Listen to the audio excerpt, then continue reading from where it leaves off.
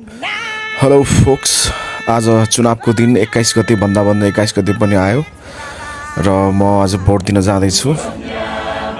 तपाईहरु पनि भोट दिन आउनु होला। भोट दिनुपर्छ, नेता छान्ने दिन हो। आज नेता छानेपछि 5 वर्षसम्म त्यसले काम गर्छ गर्दैन देख्न पाइन्छ। आफूले छानेको नराम्रो छान्यो भने नराम्रो काम गर्छ, राम्रो छान्यो भने राम्रो काम गर्छ।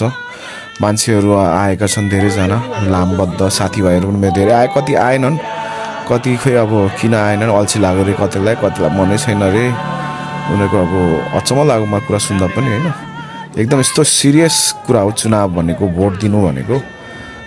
तर धेरैले अझै बुझेका रहेनछन्, एकदम उमेर भएकोहरू पनि। अब टिनेजरहरू के कुरा गर्नु। तर जे होस्, म चाहिँ भोट दिन आएको छु। मेरो धेरै साथीहरू भोट दिन आए र यो रानी मावि, फतेहपुरको रानी मावि स्कुलमा राम्रो चुनाव भइरहेको छ, शान्तिपूर्ण भइरहेको छ। कहीँ त अब गोली पनि चल्यो भने सुन्दैछु म। तर यहाँ चाहिँ एकदम आधी दिन हुन लागिसक्यो। सबै राम्रो छ, एकदम शान्तिपूर्वक भइरहेको छ। बुढापाकादेखि अपाङ्ग सबैजना आउनुभएको छ। लु, मैले चाहिँ चुनाव हालेँ त, भोट हालेँ त।